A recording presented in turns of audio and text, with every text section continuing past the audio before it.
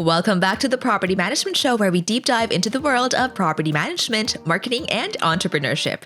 Your hosts are Marie and Brittany Jones from 4.5 Marketing Agency. Since 2012, 4.5 has helped many property managers just like you grow their businesses by using marketing strategies that attract owner leads. Whether you need help with your website, your SEO, online reputation, content like video or copy for your website, blogs, etc., social media, paid advertising like Google Ads, you name it, we can help you. Visit our website, 4andhalf.com, to learn more. That's FOURANDHALF.com. So we have two guests on the show today. We have Scott Brady and Garrett Brady from Progressive Property Management in Southern California. Welcome to the show, gentlemen. Glad we could be here.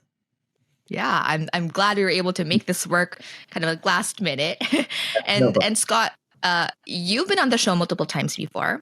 And I remember the conversations with you tend to always be kind of like forward looking, always about kind of challenging the status quo. And, speaking of being forward looking, you have your son, Garrett, with you, who is a big part of that plan for the future, right? And so to start us off, and for the benefit of listeners who are tuning in for the very first time, can you share how the journey of progressive property management began? And then, Garrett, what inspired you to join the family business? Sure. I'll give a history and Garrett can jump in when he joined the company. So I have, I think, a pretty similar story to many property management companies. I was a top agent, had a brokerage.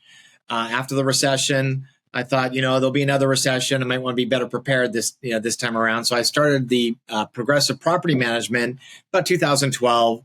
And then it became incorporated in 2015. And we kind of grew organically through marketing and kind of the normal stuff. And over the course of the last 12 years, we've grown to about 1,000 properties doors under management. Garrett joined the residential side in 2018. When it was a good company. We were learning how to be more profitable along with growing the company. Our business model is unique in that we're really a virtual property management company. We hire real estate agents to be property managers throughout Southern California. We're really the back office and the marketing machine. And then it was about 3 years ago, I decided to get into association management. And now we manage about 130 plus associations and about 7,000 owners.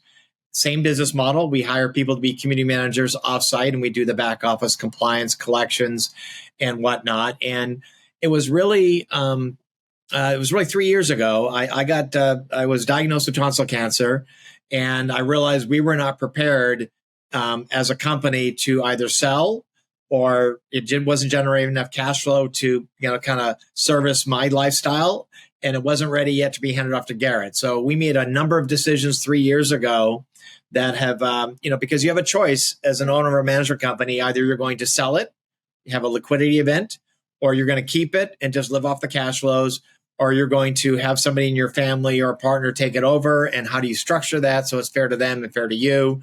And that's really a lot of the decisions we made the last 3 years. And I think we're pretty comfortable where we're at and the decisions we made. Garrett, do you have anything to add? From your point of view?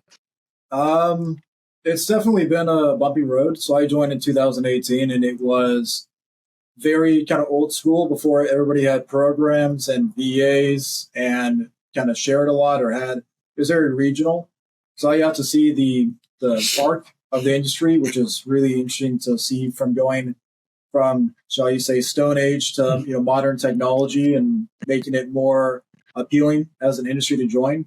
Mm-hmm. I joined because it was, a job out of college, a family business to join. But now that I've been a part of it, I see the value of real estate and how it interacts with so many other sectors, a business that provides income to, employees. And honestly, cash flow is king. Mm-hmm. And being in property management provides cash flow to do well in bad times and good times alike. Yeah, great. And so it sounded a lot like a diagnosis kind of spurred the thinking about legacy planning, right, Scott? Yeah, it was when you were told you may live 5 years, you may not. You start thinking, okay, what does this company look like, 3 to 5 years from now? And it really, I hired a consultant who was outside the industry, who came from kind of big corporate from Disney, and to come in and really give me that consultation. And the first thing he told me to do was to send Garrett to graduate school. I thought, well, that doesn't seem to make sense. But he goes, no, it will be transformative. It will make him, rather than being look like it's nepotism, will make him look like he deserves a position because he's acquired that education. So we spent the money and sent him to a local top real estate institution, Chapman University. And he spent a year in that program. And at the same time, I decided to give him some skin in the game. So every year that he's here, he retains 2.5% of the company. So we started that a few years ago, and now he's up to just about 15%. And the idea was that I maintain controlling interest, but every year he's 15% of the distributions of the value of the company. So in 15 years, then he has controlling interest or about that time, and then he makes all the decisions. So it was a way to give him some skin in the game, some ownership, but still maintain control until that day would occur. And so, out of curiosity, how did that conversation look like? Initial conversation look like, right? Because, Scott, you started thinking like, wait, this company isn't set up to be taken over by Garrett or another company for selling. Things have to happen. So how did you broach that subject with Garrett? And Garrett, how was that for you? Well, I knew by the time I got ill, so that was 2021. He'd been with the company 3 years, that he had the skills that I don't have. I'm a sales and marketing guy. Garrett's a very good operations guy. And I knew the future of this business wasn't in sales. It was in our operations, because, you're managing 130 associations. You've got to have good systems and processes. So Garrett does all the hiring of the RTMs, all the training, providing the resources too. So we have 13 remote team members with us right now. 13 remote team members, and we only have about 13 full-time employees. So the future of this company isn't hiring full-time employees, it's hiring remote team members to do the work so that the employees can manage them. And so it was really understanding that where my skill set was in opening new businesses. So we now own escrow companies, the association management, we're getting into some other ventures. And that way I could be doing that. I didn't have to be in the office. I didn't have to work on the business or in the business. Garrett could work in the business. And he had the credibility around here after being in the business 5 years that I don't do hiring and firing. I don't do any kind of management of the staff. My job is to sit with Garrett once a week and say, what's the next opportunity for us? And to make sure, though, that the management company is being run properly, because it's the gift that keeps giving, right? That's the cash flow machine that allows us to do these other ventures. Want to chime in? Yeah. Mm-hmm. And on my side, I didn't really have an expectation for this discussion. Mark Cunningham, who's pretty well known, obviously mentioned that he had a buyout, or he had to do a buy-in for his ownership of the family business. So the fact that I'm able to basically buy ownership over time, with my commitment to the business, I thought was great.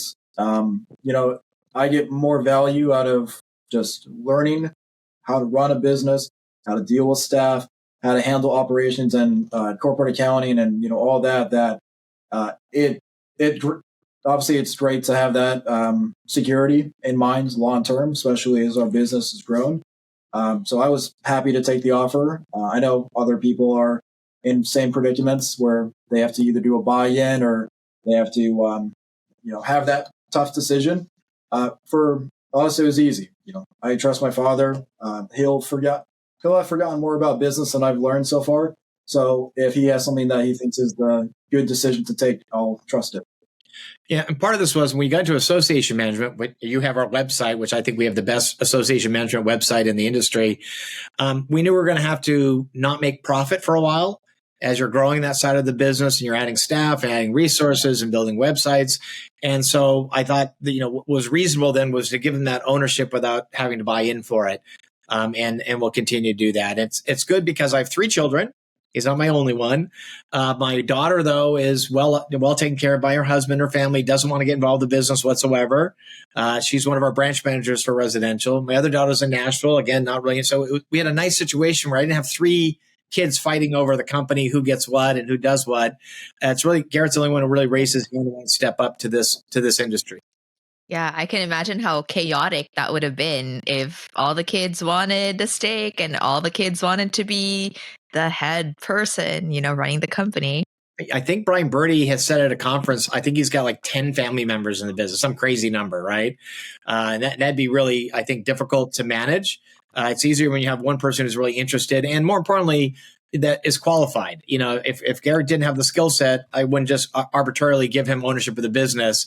Why don't I just hire somebody to be CEO and just to live off the proceeds? And so it's just not that he's my son. He's actually the most qualified person here to run right now. He runs all of residential, all the remote team members, and he's slowly getting into the association management side.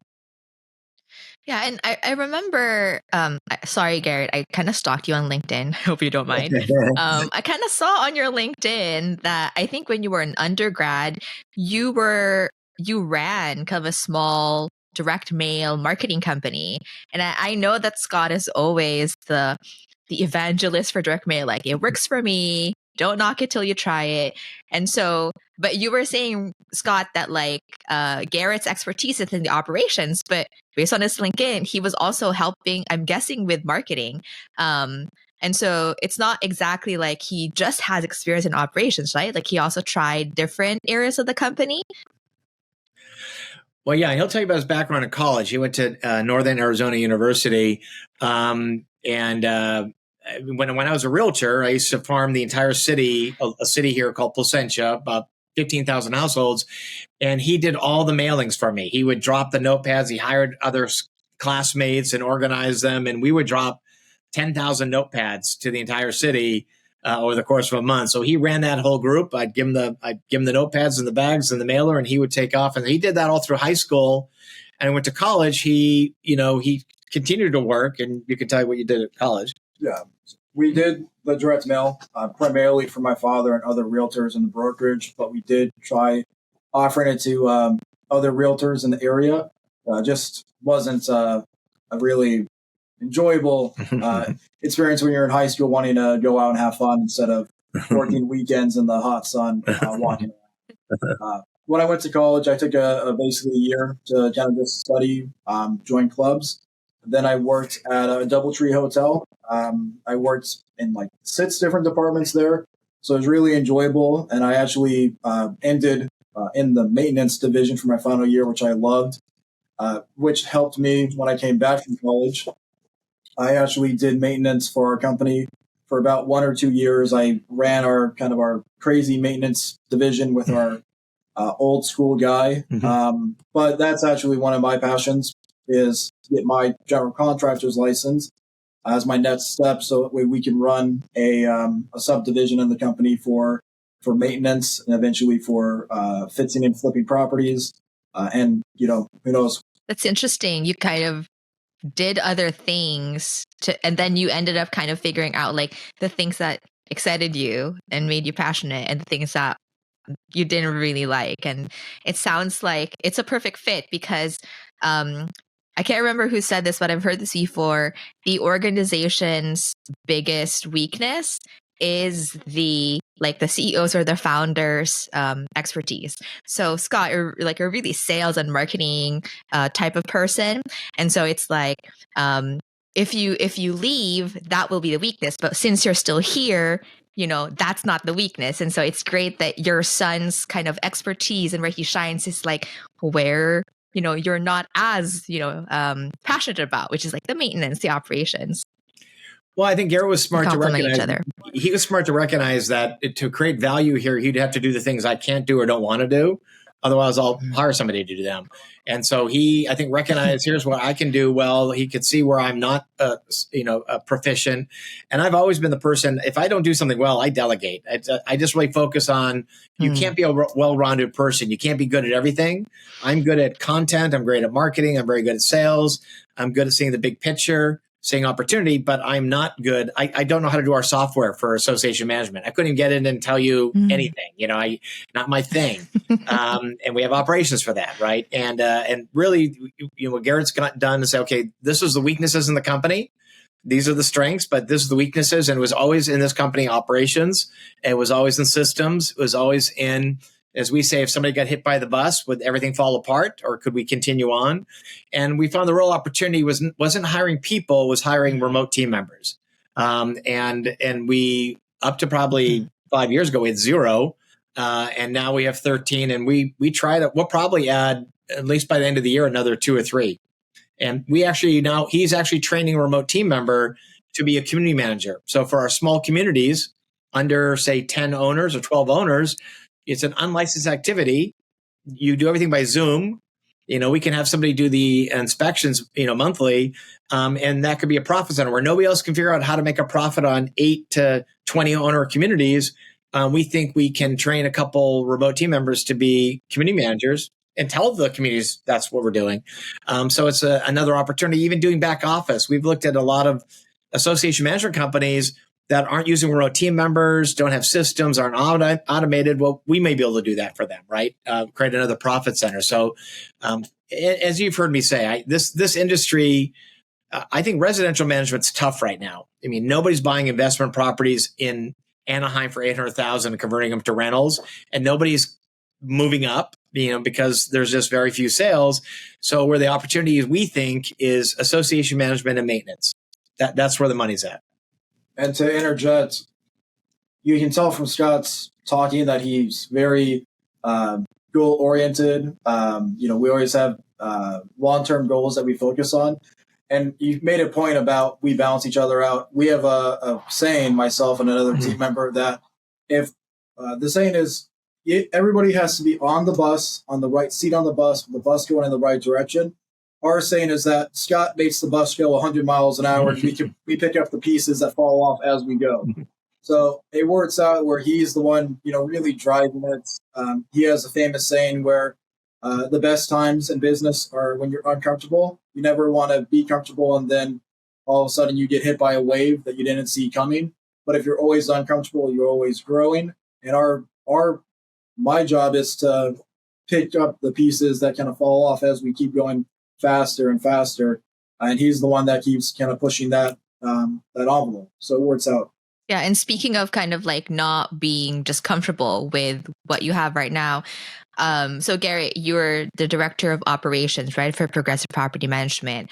And when I was LinkedIn stalking you, I saw in your profile that you said your focus at the company is to grow the business to 8 figures and develop ancillary departments. And you listed like a whole bunch of other departments, including commercial and maintenance. And so that seems like a lot, right? Given that you're like literally running the ship right now, and then you're also looking forward to like building all these ancillary businesses. So how are you able to balance the need for innovation or creating new departments while maintaining the core values and systems that have made the current company successful? Well, there's a lot to say to that. One is that we pay our team members well. We are very hands-off in how we oversee them. They're expected to do their job, whether they see it as the standard way of doing it or whatever makes it work. So we don't have to really worry about the job being done on the day-to-day side. So I'm usually there just when things kind of escalate to another level that they need a sign-off or they need, really just a second opinion. But they're great at what they do in their role. And I have team members that if I don't see for a day, I know that they're taking care of their work without me having to worry about it. The other part is, luckily, we've also weeded out bad clients. So ones that have taken up too much time, been too much of a liability. Growth allows you the opportunity to get rid of people that aren't a good fit. And growth also allows you to have team members that want to stay with you and want to become B and A level players. So that way they can be a part of a growing business. So most of it is just kind of, as we've progressed and grown over time, it's worked out in that favor. But it is tough. Most of my day is spent working in the business. Most of Scott's day working on the business. I'd like to be in that position, but that's not where I'm supposed to be right now. I still have to be handling the small problems as they come up. But yeah, eventually I have time on weekends after hours, just brainstorming with Scott on what we can do. And it's all small steps. You don't ever make a big jump forward. It's always small actions that get you to new goals and new paths. And it's just kind of testing it. Scott has a product he's launching for health that he is tested slowly over time. He didn't just dump a bunch of money and commit to this fully. And that's the same thing that I would do with maintenance or with any other kind of division we run. And it's obviously relying on the current team members and the current income to support that. And the nice thing about our business model is if we were a traditional business model, we'd probably have another 15 community managers here, another 7 property managers, and then you're managing people. You're managing, people are flawed, right? Instead, we manage processes here, right? And we can perfect those. We can get those pretty close. So it gives us the ability to make these small bets that, I'd rather own 10% of something than 100% of nothing, right? So we'll make a small bet and bring in partners. And when I do an escrow company, I don't own 100%, I own 20%. And bring in partners on the other 80% that bring in the escrows, right? So I think part of it is just our mindset is we're willing to make less margin, but by doing that, we have better growth because of our pricing and whatnot. And we're not managing people for the most part. The people we have here, the 12 that are full-time are good at what they do. So we can then manage the processes and the RTMs that allow us to both grow quickly and also take chances on some other businesses. And so at what point did you make everything official on paper, right? Because it's one thing for you, Garrett, to be like on the payroll, this is your position, these are your job responsibilities. But is there a separate kind of like legacy planning piece that needs to be put on paper? So if, God forbid, something happens, like the lawyers know what to do, estate knows what to do. Like, is that already in place or are you working towards one? No, so it's both formal and informal. So the formal is he has a document that he gets 2.5%, that's tracked. And then we have a family trust that makes it clear how it's going to work, that should we pass before he's controlling interest, he has to buy out my other children. And then there's an informal part that if, God forbid, I were to drop dead tomorrow, you're going to continue to pay my wife, your mother, my salary until you take controlling interest. So I wouldn't put that in writing, but I think there's just a known, we've had this discussion that I will come back from the dead and hunt you down if you don't maintain that. But that's kind of the formal and the informal. That's great. Do you have any input, Garrett? From your point of view, did you have any input in that arrangement? What was your experience around the different parts of that agreement? I think it's incredibly generous that I get a portion of the business each year. I'm working in the business. It's very fair. Obviously, it means I'm not going to have control and interest until I'm 50-ish, but I also will be running more and more of the business anyway, just naturally. I mean, he takes off usually around 2 or so. He works on other projects. So the day-to-day will eventually be handled by me even before I'm actually controlling interest. I'm more than happy to support the family. I'm more than happy with the arrangement we have. But I would say it's a tough discussion to have, especially when he's going through cancer treatment. My mom did not want to listen or be a part of that discussion whatsoever, which is why he and I get along so well, is we're able to just kind of look at it factually and what's the best arrangement to make. So I'm more than happy with my commitment, what I need to do, and it works out well that he can trust me in that as well. And that kind of segued into the discussion I had with Deb Newell. I think it was at Broker Owner last year, that we realized that there's 6,000 people in NARPM, call it 5,000, and either they're going to sell They're going to just keep it in the cash flow. They're going to have a legacy. And we realize we're not the only ones in this position. And, how do you work through these issues?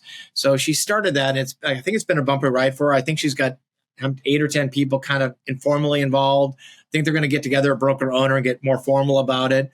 But, as Garrett's communicated to me from the first few meetings, it's all over the map. Some people have a very good process in line and it's very seamless, and others it's incredibly messy. And there's, the owner's going to go out feet first and then there'll be a fight. And I just think we didn't want to have that happen. I think that's kind of the nice thing about when you have a life-threatening disease, you stop dilly-dallying. You say, you know what, I wasn't going to last forever anyway. Let's kind of get our arms around this and let's focus and get this figured out.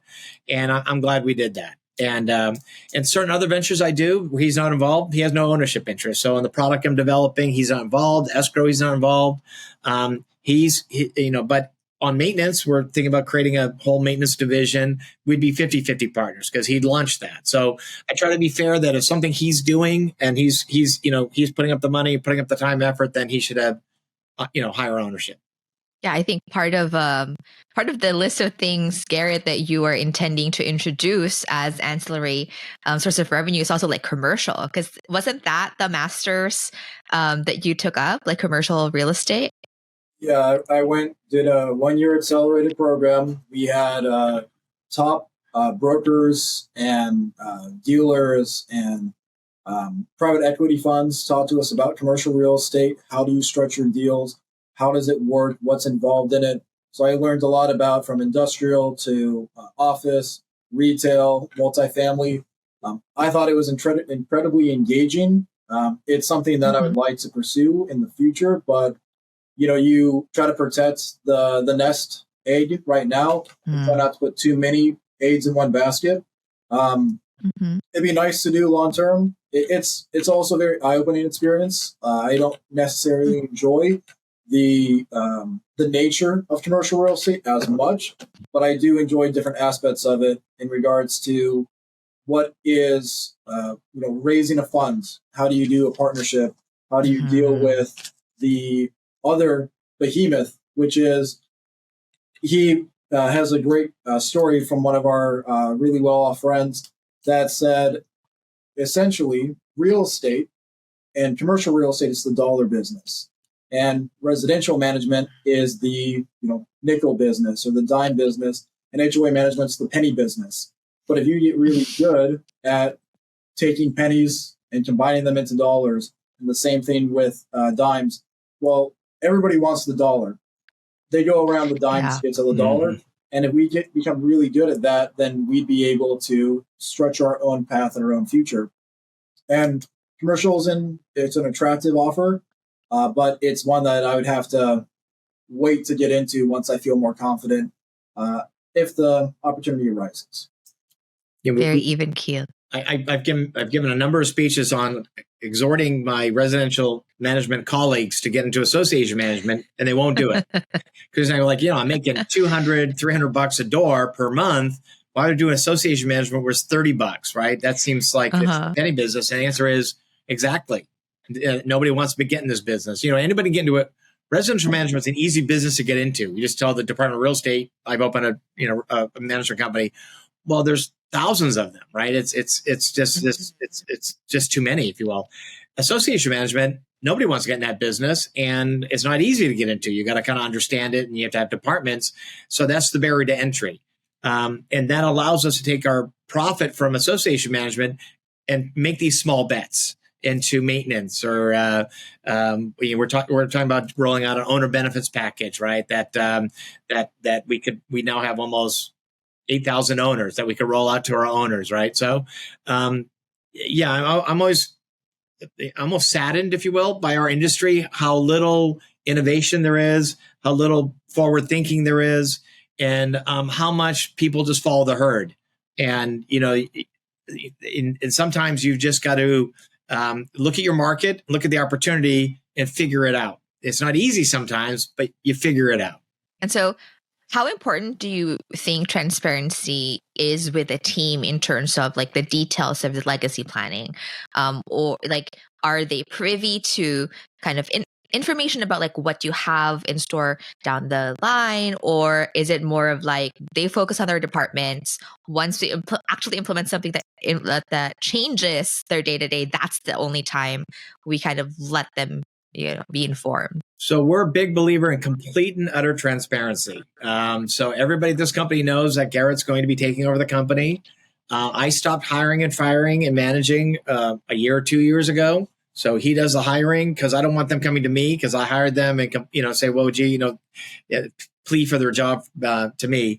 So I think everybody in this office knows where the future is. And we have great operations people who are paid well to do what they do well. But in the end, I think there's no doubt here where the future is. We have a holiday party. He hands out some of the awards. He does the presentations. He gave a speech this year. The key was that they have to recognize that he's not doing it because he's my son. He's doing it because he's just really good at what he does.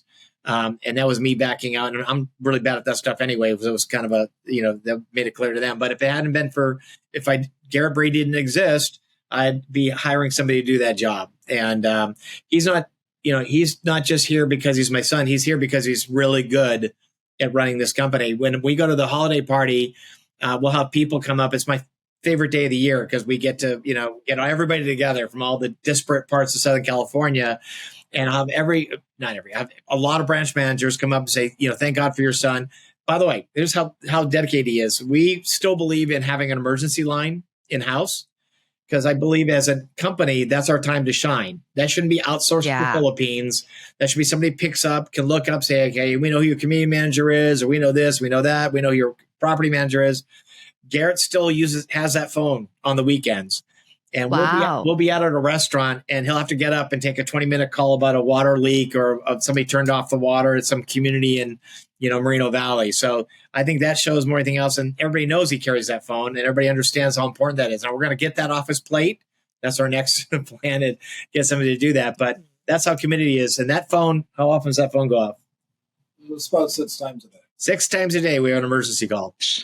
Yeah, because it's a loose definition. The nature of the beast. Well, and there's a very loose definition of emergency in association management. Yes. My front port light went off, and they're calling the cops, right? So, I think that really shows to not just me, but to the entire company how committed he is to the success of this business. Awesome.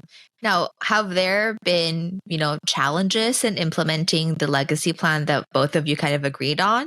And if there are, how have you addressed them? Not on my side. I mean, I know in the other members of the Nets in Line team, they've broached subjects of some, anger about how they don't get to have that discussion about how this is going to translate, or they feel like they're carrying most of the load, or they're doing the lion's share of work, but they're getting a portion of a return. I'm lucky in that I was pretty laid back in the sense that I see that there's more value in the lessons I learn and the accomplishments I'm able to take, and I could use this anywhere else. And then understanding that this is really his business. I mean, he's put in more money in starting and raising the business and paying for the losses over time that he's just now slowly getting a return on. I mean, we ran no profit or very low profit for years, and even negative profit for more than that. So this is finally a chance for him to kind of get his return on capital. And I understand that. I'm able to kind of look at it without thinking, woe is me, where's my time? I want to have my moment in the sun. It's a long life to live. There's a lot to enjoy about it. And I think it's one of the best things that he and I both get is to spend time together in a business. Again, we have a family friend that created an incredibly successful business that he said, I'm jealous that you get to spend time with your family. You get to watch your son and your daughter business. And this is a guy that will, have more money than he'll know what to do with. So no, I took it as an opportunity that, you don't normally get.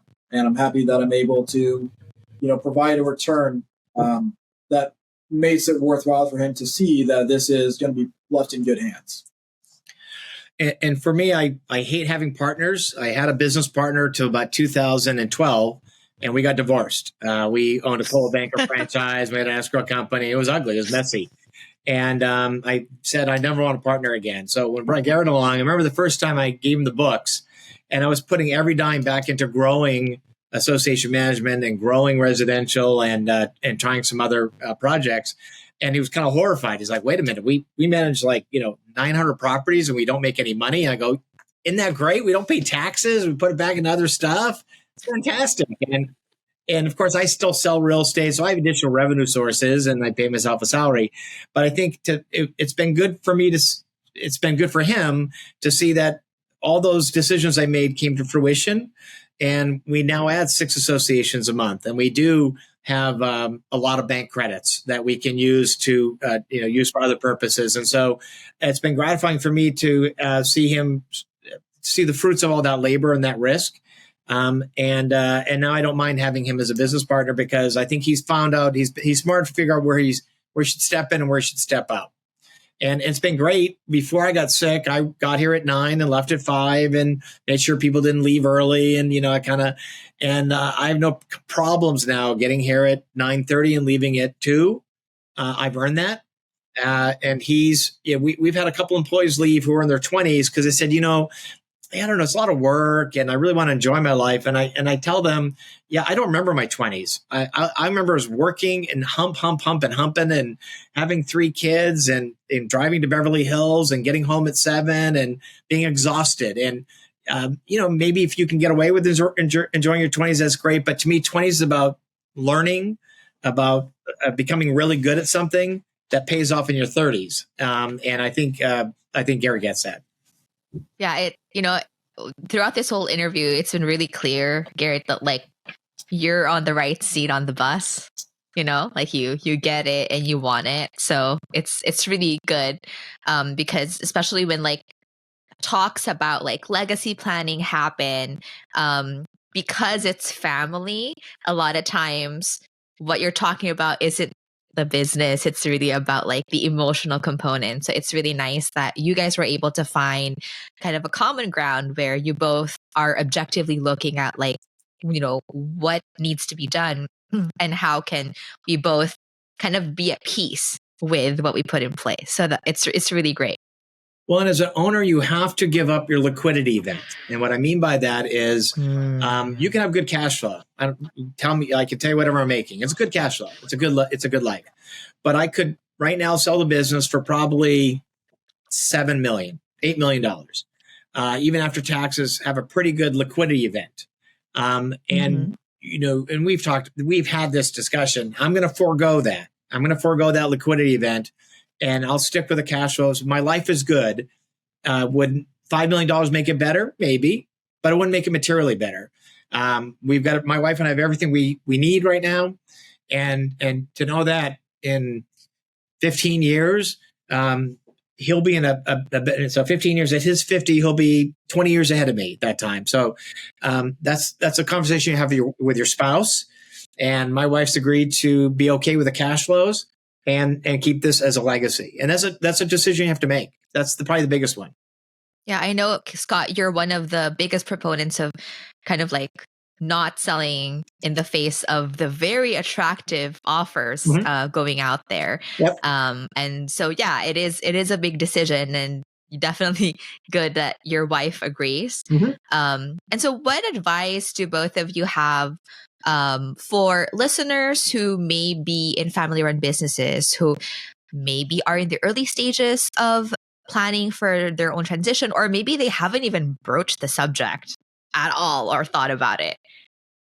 It's not an easy discussion to have, meaning that if I was still just a real estate broker and I had a big real estate team, Garrett couldn't be a good realtor. It's not his skill set, right? He doesn't have that ultra competitive fire in the belly you have to be a top agent. And I tried it with my daughter, and she didn't have that fire in the belly. She's not a realtor anymore. I mean, she has a real estate license, but she's not trying to become the top realtor in her community. It just so happened your family member has to have the skill set to do this business. You just can't hand it off and say, regardless if you're competent or incompetent, here goes your business. We have relatives that the father was really good in a certain industry, and he handed it off to his kids, and they're terrible at that industry, and they'll drive that business into the ground. And if I felt that was true, we wouldn't be here right now and talking about the legacy and the handoff and the whole thing. I might have kept it just as a cash flow machine. And I don't think I'd ever have, I never would have sold it, I don't think. And part of the reason I wouldn't sell is not just because if you sell, there's taxes and you have to live on 5% of that. And if you're doing well as a company, you should have a profit margin that exceeds that. I still like getting up and coming here and interacting with our staff and our group and our team members. And I love going to that holiday party and having 60 real estate agents say, if it weren't for you, I wouldn't have, consistent cash flow and I wouldn't have the lifestyle that you've given us. And so for all those reasons, I wouldn't sell. But you really have to know the skill set of the person who's going to be, in that legacy seat. Worked out with Garrett, but it might not have. If this was my other daughter, we wouldn't be having this conversation. How about you, Garrett? From your point of view, what advice would you give someone who is maybe formally or informally next in line?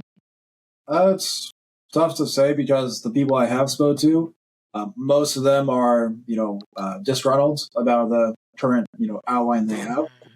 I would say it's a dichotomy of having patience, knowing that, your family, your father or mother put in 20, 30 years in this business. You put in 5. You have to, pay your dues just like you would in any other corporation. And there's more security, at least with a family-run business, than if you were working at GM. But then the flip side of that is you have to know your value. It takes years to, become great at what you do. But once you are great, the world beats a path to your door. You're able to charge any amount of money you want to do what you do incredibly well. So if you have that value, if you know that you should be of value in the business, and you're not getting that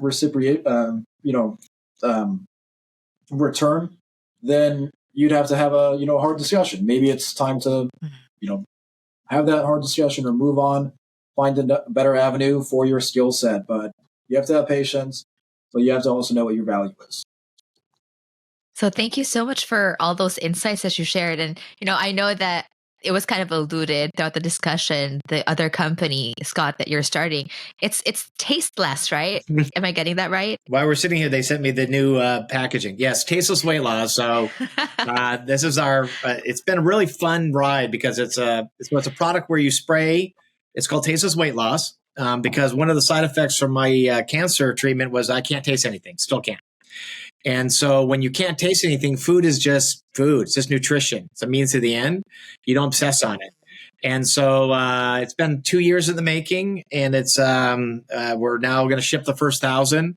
And I brought in my other daughter. I brought in a nephew. I brought in other people because it's a whole world, Klaviyo and Dropship and Facebook ads and all that stuff. So it's been really fun. If it works, great.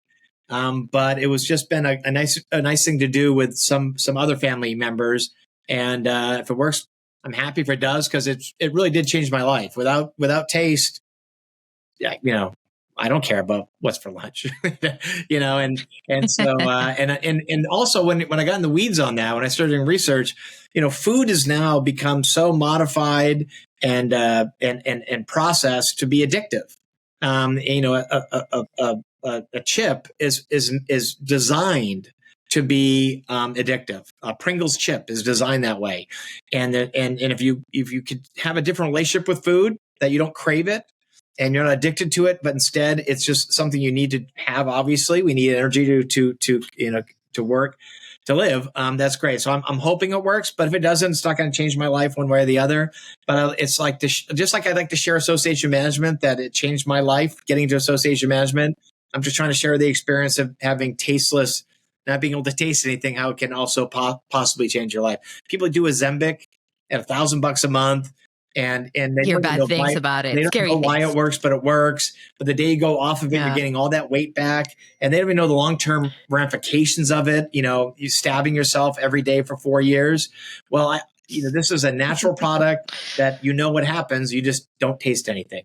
Yeah, it's nice that you were able to kind of set your core business in a place where you could go off doing other things that you're passionate about, like Taste Less. I know you also recently wrote a book, just because it was a passion project, and yeah, it's really wonderful that you are able to kind of like lean on your next in line to keep the core business going, right? So that you can pursue other things and not feel like I've already put in 30 years in this business and I'm still stuck, just keep it going. Yeah, so it's a blast. I get up every morning and I decide, what do I want to work on today? That's really what I do. What part of business can I improve today? Just a little bit, incremental improvements in everything we do.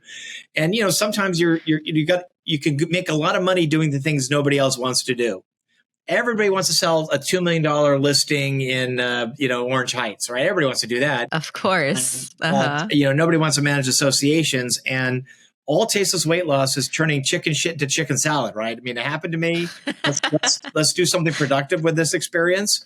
And that's really what we try to focus on. If we're for crazy, if we're for Karens, nobody would need property management or association management. But guess what? Humans are flawed. They don't make good decisions. They don't get along well. They don't play nice in the sandbox. And our job is just to be there and make sure everybody does just exactly that. So, no, I love this industry. I can't say it enough that too often you either become the condo queen and don't pivot from just selling condos in Anaheim, or you manage your 150 doors and that's your world, is that foxhole. And the one thing Garrett will tell you is that, why not do commercial? Why not do fix and flips? Why not do maintenance or known benefits packages? Why not do, and if it doesn't work, you don't like it, don't do it anymore, but you've got to have that core business, which for us was always residential management. That's the core business, and everything flows from that. Thank you so much for sharing a little bit more tidbits about kind of like your passion projects and kind of like what helps you, motivated. Sure. Appreciate both of you being on the show today. You got it. And that's all we have for this episode of the Property Management Show, brought to you by 4 & Marketing Agency. Since 2012, we have helped many property managers just like you grow their business by attracting owner leads through marketing. Whether you need help with your website, SEO, social media, online reputation, content like videos, blogs, etc., paid advertising like Google ads, social media ads, you name it, we can help you. Visit our website, fourandhalf.com, to learn more. That's FOURANDHALF.com. If you are enjoying our show, please go ahead and leave us a rating or review on your favorite podcast app. And we are always open to suggestions or feedback or comments. So just email us, marketing@fourandhalf.com. Thank you so much for tuning in, and we'll see you next time.